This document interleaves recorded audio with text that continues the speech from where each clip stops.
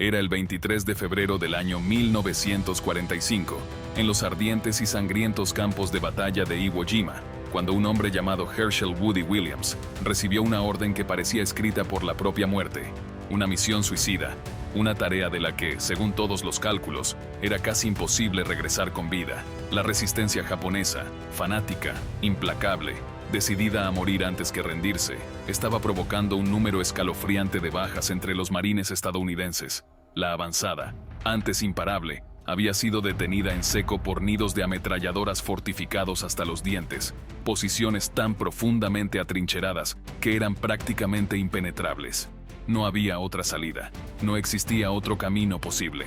Woody, cargando a la espalda un lanzallamas que pesaba más de 30 kilos, fue ordenado sin titubeo alguno a arrastrarse, pecho contra tierra, hacia los búnkers enemigos. Su misión era clara y brutal: acercarse lo suficiente para intentar destruirlos, uno por uno, con fuego infernal. 4 valientes marines comenzaron a disparar con todas sus fuerzas, con todo su coraje, para brindarle cobertura. 2 de ellos fueron baleados casi al instante, cayendo al suelo, pero su sacrificio compró los segundos justos, los instantes necesarios, para que Woody se acercara lo suficiente y metiera el cañón de su lanzallamas directamente en la ventilación de un nido japonés, desatando una lengua abrasadora de fuego demoníaco. La posición enemiga fue reducida a cenizas, y después otra, y luego otra más. Una lluvia de balas golpeó el tanque del lanzallamas de Woody, desviándose por centímetros, y cuando un grupo de soldados japoneses con bayonetas caladas cargaron con furia en un intento desesperado de contraataque, fueron recibidos con una ola de llamas, una tormenta ardiente que aniquiló sin piedad su ofensiva. Woody recuerda esas 4 horas fatídicas como si fueran un vago torbellino de fuego, humo y muerte, pero lo que hizo ese día le valió la medalla de honor, la más alta distinción militar. Una y otra vez, corrió como un loco entre el infierno, intercambiando lanzallamas vacíos por nuevos, avanzando solo, limpiando búnker tras búnker, despejando el camino para que los marines pudieran seguir avanzando en Iwo Jima. Woody fue uno de los pocos afortunados. Sobrevivió no solo a esa batalla, sino a toda la guerra, viviendo hasta el año 2022, cuando ya pocos podían contar estas historias. Otro de esos hombres fue Don Graves, también marín en Iwo Jima, uno de apenas 18 sobrevivientes de los 335 operadores de lanzallamas desplegados en la isla. La mayoría fue aniquilada en cuestión de segundos, algunos incluso antes de encender su arma, haciendo que la esperanza de vida promedio de un operador en combate fuera de apenas 4 minutos, 4 eternos minutos en el infierno. La Segunda Guerra Mundial fue testigo del uso masivo y despiadado de lanzallamas por casi todos los bandos combatientes. Era el arma más temida y eficaz para sacar a enemigos atrincherados en cuevas, búnkers y túneles, lugares que eran virtualmente imposibles de tomar por medios convencionales. Por esa razón, los lanzallamas se utilizaron sobre todo en el Teatro del Pacífico, donde los marines estadounidenses se enfrentaban a soldados japoneses ocultos en verdaderos laberintos subterráneos, decididos a luchar hasta el último aliento. Tan solo ver a un operador de lanzallamas bastaba para sembrar el terror, y si lograba acercarse dentro del rango efectivo, entre 20 y 40 metros, no existía arma más devastadora, temida y destructiva que esa. Pero a lo largo de la guerra, la vida de un operador de lanzallamas fue, en todos los sentidos, una pesadilla viviente. Eran utilizados principalmente en ofensivas directas, especialmente contra posiciones fortificadas, donde otros ya habían fracasado.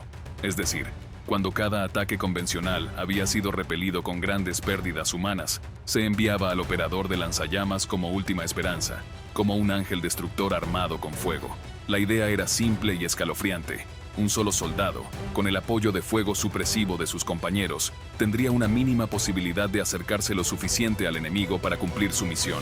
El operador avanzaba solo, arrastrando su pesado equipo sobre la espalda, acercándose lo más posible. En el momento justo, todos los fusiles y ametralladoras abrían fuego al unísono para darle unos segundos para correr a toda velocidad hacia el enemigo, con la certeza de que si fallaba, sería blanco prioritario, el objetivo más visible y codiciado del enemigo. Algunos, los menos, lograban sobrevivir varias misiones. Otros eran derribados en el primer intento, ni siquiera alcanzaban a disparar. Una vez dentro del rango, si todo funcionaba, si el lanzallamas no fallaba, porque a veces fallaba, debía contener la respiración, ya que el fuego consumía todo el oxígeno alrededor. Y todo esto mientras rezaba porque el viento no cambiara de dirección, porque de hacerlo, podía morir calcinado por su propia arma. También es importante mencionar, y no se puede subestimar este detalle, que los operadores de lanzallamas, al igual que los francotiradores y espías, no solían recibir el trato estándar de prisioneros de guerra. En el mejor de los casos, si tenían una suerte casi milagrosa, eran ejecutados en el acto, sin juicio, sin demora, sin piedad. En otras circunstancias, sufrían venganzas indescriptibles, espeluznantes, inhumanas, a manos de enemigos que habían visto con sus propios ojos la devastación apocalíptica provocada por esas armas infernales. Y aun si todo salía como debía, si el operador no era alcanzado por una bala, si el lanzallamas funcionaba, si lograba acercarse y cumplir su letal cometido, solo disponía de 10 segundos. 10 miserables segundos de combustible. Era apenas un puñado de ráfagas. No había margen para errores. Cada segundo contaba, cada instante debía ser letal y preciso. Una vez que se agotaba el lanzallamas, o si el objetivo había sido destruido exitosamente, la infantería aprovechaba para irrumpir, tomar control de la zona, capturar lo que quedara.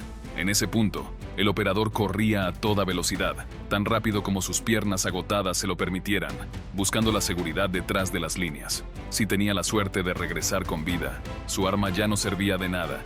Era apenas un peso muerto sobre su espalda.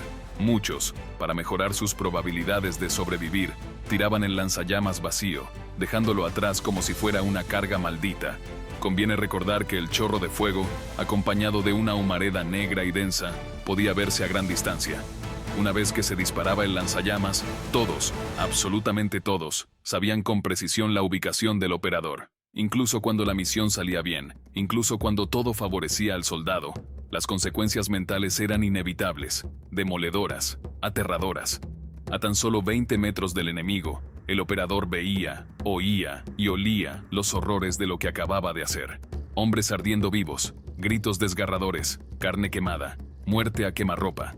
Este era un combate íntimo, salvaje, cruel y despiadado, sin compasión, sin tregua, sin redención posible. Aunque los operadores de lanzallamas sufrían una tasa de bajas del 92%, se estima que estas armas, tanto las portátiles como las montadas en tanques, fueron responsables del 30% de las bajas japonesas en Iwo Jima, donde se llegaron a utilizar 10.000 galones diarios de combustible para lanzallamas durante los 36 días brutales e infernales que duró la campaña. Uno de los modelos más icónicos, temidos y reconocibles de lanzallamas de la Segunda Guerra Mundial fue el estadounidense M2. Este monstruo metálico tenía 2 enormes tanques de combustible en la espalda del operador, capaces de contener unos 5 galones de una mezcla espesa y pegajosa de gasolina, con un agente espesante muy similar al temido napalm. El ejército experimentó sin descanso para encontrar la mezcla perfecta, probando combinaciones de diésel, gasolina, queroseno, aceite de motor e incluso un gel parecido al fósforo. Pero ninguna mezcla resultó tan eficaz y letal como la de diésel y gasolina, que creaba un fuego denso y ardiente, capaz de alcanzar entre 20 y 30 metros, con devastadora efectividad. La mezcla no solo quemaba, se pegaba como una maldición, como una sustancia infernal, que se adhería a cualquier superficie y seguía ardiendo sin control.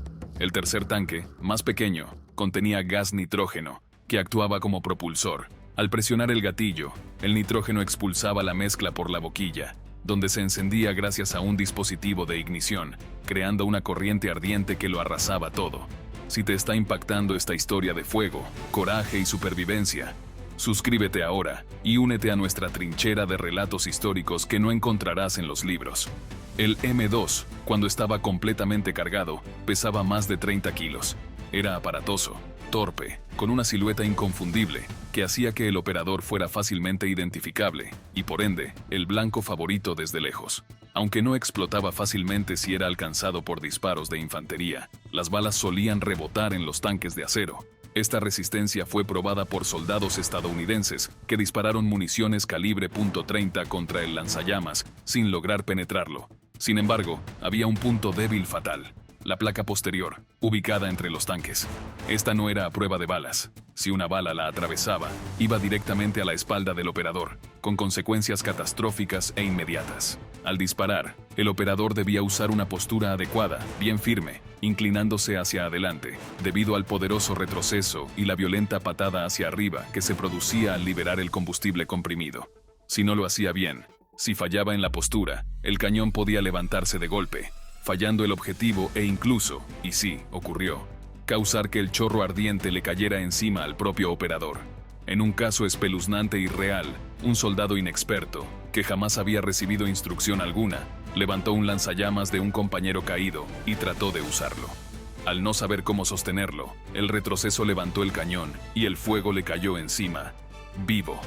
El resultado es demasiado espantoso para describirlo. Por todos estos riesgos, los compañeros del operador respetaban profundamente su labor, y muchos trataban de protegerlos como podían. Pero al mismo tiempo, sentían temor de estar cerca de ellos, por todos los peligros que representaban, desde atraer fuego enemigo o artillería, hasta el riesgo de explosión o mal funcionamiento. Compartir una trinchera con un operador de lanzallamas era todo menos seguro. Además de los estadounidenses, los alemanes utilizaron ampliamente los lanzallamas, sobre todo en las primeras etapas de la guerra, durante las fulminantes invasiones relámpago de Polonia y Francia, e incluso contra combatientes de la resistencia. Desplegaron varios modelos, con características similares al M2 estadounidense. Hacia el final del conflicto, en un intento desesperado por frenar el avance aliado, introdujeron incluso lanzallamas desechables, de un solo uso, pequeños, livianos, producidos al por mayor para ser usados y abandonados. Al inicio de la guerra, tanto alemanes como japoneses tenían lanzallamas superiores, pero hacia el final, los estadounidenses habían desarrollado versiones mejoradas del M2 que los superaban ampliamente. Por su parte, los soviéticos contaban con versiones fijas altamente efectivas, conocidas como lanzallamas, fugas, que eran estacionarios y utilizados sobre todo en defensa, especialmente durante batallas urbanas infernales como Stalingrado. Estos dispositivos se colocaban en puntos estratégicos y podían activarse a distancia o por cables trampa, creando trampas letales de fuego. Cuando se activaban, liberaban ráfagas de llamas que abarcaban hasta 30 metros de destrucción. Eran capaces de detener avances completos de tropas y causar bajas masivas. El efecto psicológico era aterrador, obligando a los soldados alemanes a avanzar con miedo constante, sin saber dónde estallaría el próximo infierno. Después de presenciar su eficacia, los alemanes incluso desarrollaron lanzallamas fijos similares, como medida de defensa. A pesar de sus métodos brutales y su apariencia infernal, los lanzallamas dejaron una marca imborrable en el campo de batalla de la Segunda Guerra Mundial. Pero lo que pocos saben, lo que casi nadie se atreve a contar, es lo que ocurría después del combate, lo que vivían esos hombres que habían blandido el fuego como un látigo infernal, lo que pasaba cuando las llamas se apagaban y el silencio regresaba. El verdadero infierno no era el campo de batalla, sino el peso eterno de lo que habían hecho. Muchos operadores de lanzallamas, si lograban sobrevivir, no podían dormir, no por semanas, no por meses. Algunos jamás volvieron a dormir en paz. Los gritos de los hombres carbonizados, los olores, los movimientos involuntarios de los cuerpos envueltos en llamas, los perseguían hasta el último rincón de su mente. No era una muerte limpia, no era una guerra honorable, era una ejecución ardiente, cruel, dolorosa, cercana, íntima, innegable, y lo peor, era necesaria. Los psicólogos militares, aún en los años 40, sabían que los operadores de lanzallamas sufrían de una forma única de trauma. No era el simple shock de combate, era algo más visceral, más oscuro. Se documentaron casos de soldados que, después de una misión, rompían en llanto incontrolable. Otros simplemente se quedaban en silencio durante días, mirando al vacío. Uno de ellos, según archivos médicos desclasificados en los años 70, comenzó a escribir su propio epitafio en la arena tras su primera operación exitosa. No soportaba haberlo logrado, y sin embargo, la maquinaria de guerra necesitaba más lanzallamas, más operadores, más fuego. En 1943, por ejemplo, Estados Unidos creó una unidad experimental llamada Task Force Inferno, integrada exclusivamente por operadores de lanzallamas y su equipo de apoyo. Nunca fue anunciada oficialmente, no salía en los periódicos, pero fue desplegada en campañas como Peleliu, Saipán y Tarawa, con resultados escalofriantemente eficaces. Se movían de noche, atacaban al amanecer, destruían posiciones enemigas antes de que pudieran siquiera entender lo que pasaba. Dejaban tras de sí un paisaje carbonizado, irreconocible, irrecuperable. En uno de esos reportes, un oficial del Cuerpo de Marines escribió lo siguiente: después del paso de los lanzallamas, no queda enemigo, no queda estructura, no queda bosque. Lo único que permanece es un olor a carne quemada y un silencio de muerte. Avanzamos entre cenizas humanas. Es lo más efectivo que hemos hecho. Es lo más terrible que he visto. En el frente europeo, aunque menos frecuente, el uso de lanzallamas también se hizo sentir. Durante la liberación de Normandía, algunas unidades estadounidenses usaron lanzallamas para limpiar búnkeres alemanes en la línea defensiva del Muro Atlántico. Y en la batalla de Hürtgenwald, un bosque oscuro y traicionero, donde los nazis se atrincheraron con una determinación fanática, los lanzallamas fueron llevados en trineos improvisados entre árboles, bajo lluvia y barro, y usados para arrasar trincheras enemigas que parecían imposibles de conquistar por medios convencionales. Los árboles ardían, el barro burbujeaba, y el bosque, por días, fue una caldera ardiente de muerte. Pero no todo eran lanzallamas portátiles. En un acto de ingeniería macabra, el ejército británico desarrolló un tanque modificado llamado Churchill Crocodile, un vehículo blindado que reemplazaba su torreta trasera con un lanzallamas de alta presión, conectado a un remolque blindado lleno de combustible. El Crocodile podía lanzar fuego a más de 100 metros de distancia, un verdadero dragón mecánico que escupía destrucción a voluntad. Los soldados alemanes temblaban cuando escuchaban su motor. Muchos, al ver un Crocodile acercarse, simplemente levantaban las manos o huían, aterrados ante la idea de ser devorados por el fuego. Y los japoneses no se quedaban atrás. Aunque en menor escala, también desarrollaron lanzallamas portátiles, pero su verdadero uso fue en tácticas suicidas. Hay registros en Iwo Jima de soldados japoneses con lanzallamas que, al verse rodeados, se rociaban a sí mismos con combustible y se lanzaban contra tanques enemigos, detonando en explosiones de fuego humano. Era una táctica desesperada, fanática, pero efectiva.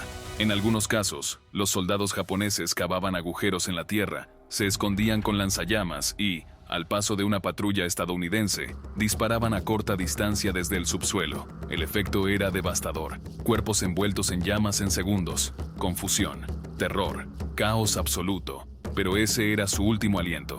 El operador quedaba atrapado bajo tierra, sin salida, muriendo por asfixia o abrazado por la contraofensiva. Y en el frente soviético, como si todo esto no bastara, se experimentó con algo aún más terrible: el lanzallamas aéreo. Durante el sitio de Budapest, los soviéticos adaptaron aviones ligeros con depósitos de combustible y sistemas de ignición primitivos, lanzando fuego directamente sobre trincheras enemigas desde el aire. Era impreciso, peligroso, pero cuando funcionaba, era el infierno descendiendo del cielo. Se sabe que en 1945, durante la batalla de Berlín, una unidad soviética llamada Escuadrón de Fuego 21 fue responsable de lanzar cientos de galones de mezcla inflamable sobre las ruinas de la ciudad, buscando expulsar a los últimos defensores nazis de edificios semiderruidos. La ciudad ya era una tumba, y el fuego fue su epitafio final. El legado de los lanzallamas, sin embargo, no terminó con la guerra. Tras 1945, muchas naciones los prohibieron en combate convencional. La Convención de Ginebra no los prohibió explícitamente hasta décadas después, pero su uso fue cada vez más mal visto. Demasiado inhumano, demasiado brutal, demasiado devastador para tener cabida en un mundo que buscaba sanar. Y sin embargo, volvieron a usarse. En Vietnam, en Corea, en conflictos civiles, contra estructuras, contra humanos, en pesadillas modernas disfrazadas de guerra. Y todavía hoy, en museos y arsenales, los lanzallamas están ahí, oxidados, silenciosos, pero no olvidados, como recordatorios de un tiempo donde el hombre decidió que el fuego era su mejor aliado y su peor enemigo. Porque el lanzallamas no fue solo un arma, fue un símbolo, una declaración, una advertencia. Fue el arma que convertía a un hombre común en el dios de un infierno breve, fugaz y definitivo. Y quienes lo usaron, quienes sobrevivieron para contarlo, vivieron el resto de sus vidas con las llamas encendidas en lo más profundo de su alma.